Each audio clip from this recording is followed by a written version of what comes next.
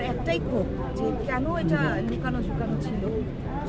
বারবারই হচ্ছে মনি, যেটা মনি তো ওনার সন্তান না, মনি হচ্ছে আগে আপু আপু ডাকতো, ভাই বলে পরিচয় করাই দিত। পরবর্তীতে 3 বছর হলো ছেলে বলে পরিচয় করিয়ে দিয়েছে সবার সাথে। তো সে তো তার আপন কেউ না, কিন্তু আমার কথা হচ্ছে এত অবহেলা কেন হবে? মনি তো তার বাসাতেই থাকতো, মনিকে প্রচণ্ড আদর করতেন, এটা আমি জানি, কিন্তু এত অবহেলা কেন করবে? মনি তো আর ছোটো বাচ্চা না, সে তো নিজেই বুঝতে পারছিল। সে বারবার একটা কথা বলে যে আম্মু নিষেধ করেছিল যেন কাউকে মানে জানানো না হয়, ডাক্তারের কাছে যেন না নেওয়া হয়, আম্মু নিষেধ করেছিল। আম্মু কিভাবে নিষেধ করবে? আম্মু তো তখন ব্রেন স্ট্রোকের রুগী, ব্রেন স্ট্রোকের রুগীর তো তখন আপনারা নিজেরাও জানেন, আমিও জানি, আমার মাও ব্রেন স্ট্রোকের রুগী, আমার বাবাও কিন্তু ব্রেন স্ট্রোক করে মারা গেছে। তখন তো ওনার কথা বলার হুঁশ জ্ঞান থাকার কোনো কথাই না। হ্যাঁ, তো সে এটা কেন করলো আমি এটা জানি না। আমি এটা চাই যেটা ভালো করে তদন্ত আমি খুব ক্ষিপ্ত এই বিষয়টা নিয়ে। আমি বারবারই আমার কাছে একটা কথাই মনে হয় যে কেন ওনাকে ফেলে রেখেছে। এখানে কোনো ষড়যন্ত্র মনে প্রায় 5-6 দিন হচ্ছে বেডেই ছিল, মানে বেডেই বাথরুম করতো।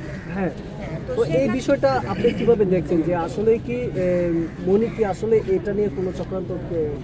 আমি জানি না, আমার কাছে এটা তো আমি বলতে পারবো না যে তার ভিতরে কি ছিল, কি কাজ করেছে, কেন হসপিটালে নেয় নাই, কেন আমাদেরকে জানায় নাই, কেন আপনাদেরকে জানায় নাই, এতটা গোপন রাখার কারণটা আমি জানি না। তাকে যতজনই ফোন দিয়েছে সেই মুহূর্তে টুকটাক খবর পাওয়ার পরে, ইউনাইটেডে যখন ছিল তখনও অনেকে তাকে ফোন দিয়েছে, সে একটা কথাই বলতো সুস্থ আছে, ভালো আছে, সমস্যা নেই, এই কথাটাই বলতো। কেন সে লুকিয়েছে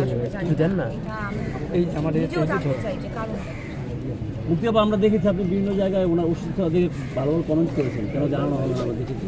তো ইউনাইটেড থেকে আবার পিজিতে কেন নেওয়া হলো আসলে? ওইটাও আমি জানি না। উন্নত চিকিৎসা দিতে পারবেন। হ্যাঁ, কিন্তু ওখান থেকে আবার পিজিতে নিয়ে গেছে শুনলাম।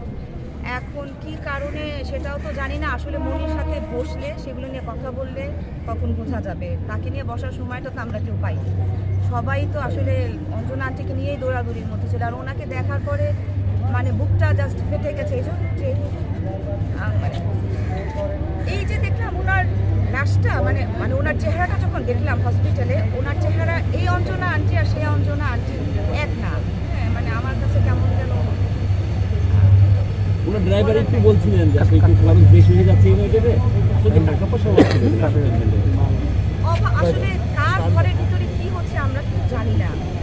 তবে জানতে পেরেছি, শিল্পী সমিতি জানতে পেরেছে, আপনারা জানতে পেরেছেন, আমরা সবাই কিন্তু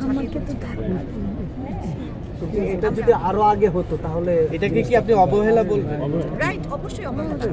অবশ্যই একটা মানুষ যদি এভাবে বিছানায় পড়ে থাকে, তাকে হসপিটালে নেওয়া হচ্ছে না, তো এটা কি আপনারা বলেন যে কি অবহেলা না? আপু, যদি ভুল না করে আপনি একটু তদন্তের কথা ভিতরে বলছিলেন, আসলে তদন্তর বিষয়টাকে একটু পরিষ্কার করবেন। তদন্ত কোনটা চাচ্ছেন, কি চাচ্ছেন, কেন তাকে এভাবে ফেলে রাখা হয়েছে, এটাই, আর কিছু না। আমি এটাই জানতে চাই যে ওনাকে, আপনাদের মনেও এই প্রশ্ন, আমি জানি আপনাদের মনেও এই প্রশ্নটা, যে ওনাকে উনি ব্রেন স্ট্রোকটা করার পরেও কেন এভাবে তাকে ফেলে রাখা হয়েছিল, কেন তাকে সময় মতো হসপিটালে নেওয়া হলো, কেন আমাদেরকে জানানো হলো, এটাই আমার, আর কিছু বলার নাই।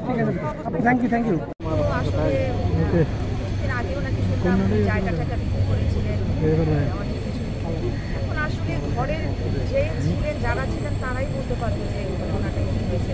ইউনাইটেডে শুনলাম 5 লাখ টাকার মতো বিল এসেছিল, সেটা তো কমপ্লিট হয়েই গিয়েছিল। জানি না, চিকিৎসার অভাবে আমরা ভাববো আসলে না চিকিৎসার অভাব না।